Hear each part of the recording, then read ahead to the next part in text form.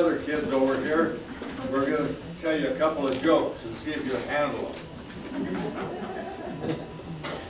Anyway, this man was having a hard time finding a job, and he just worked everywhere, and he just couldn't, nobody would even talk to him. So he finally went across the street there. The gas station was sitting on a bench, and he looked across the street, and there was a zoo.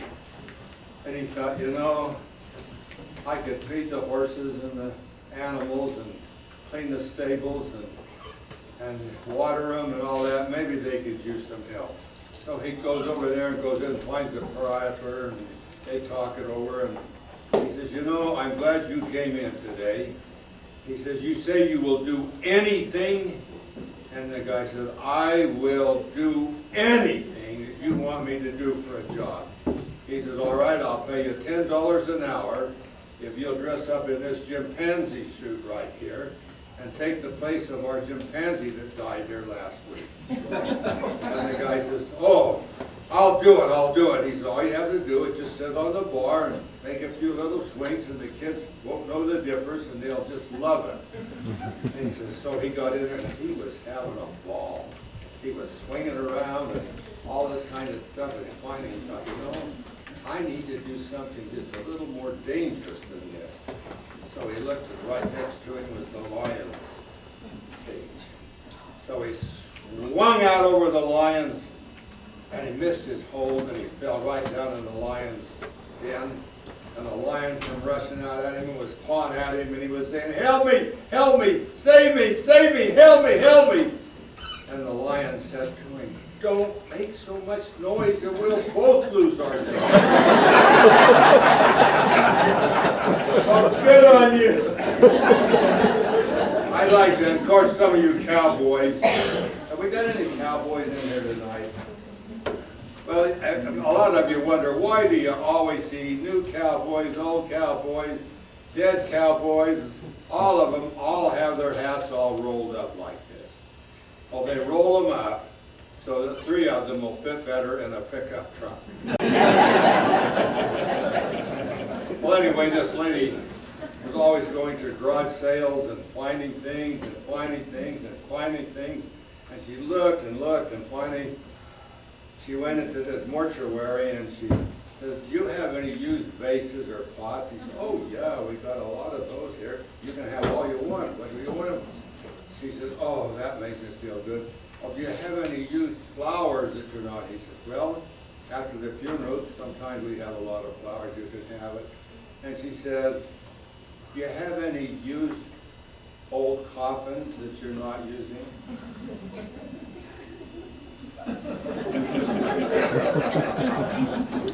Thank you.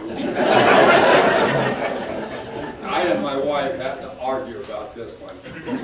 Anyway, I have to take up more time than she allows me, and my hook is she pulls me off the stage, which is back there, so I think I'm pretty safe. But anyway, this man he'd go fishing every week, and he'd just catch all kinds of fish, and he'd come back in and give them to the neighbors and help them and feed everybody. And finally, right next door to him was the game warden who lived there. And he says, you know, I'd like to go fishing with you sometime. Where do you go? He says, oh, I just go up in the lake, and I got a little cove over there I go to, and it's just where I fish. And he says, oh, well, why don't you take me the next time going? He says, wait, be ready Saturday, and we'll go fishing.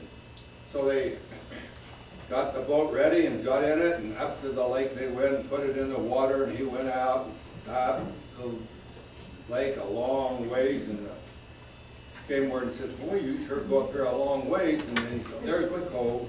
So he pulled over to the cove, and then up the cove he went quite a ways, and he says, had a mark on it, and he said, this is my spot. So the game warden was getting his tackle ready and so forth, and the old man reached down in his tackle box and pulled out a stick of dynamite and lit it, and boom! And the game warden would just stand shocked. And so then he just took his boat with the oars, and he ran around and seined all the fish in on top of the water, brought it back and put him in his boat. And the game warden says, you can't do that. That's illegal to do that.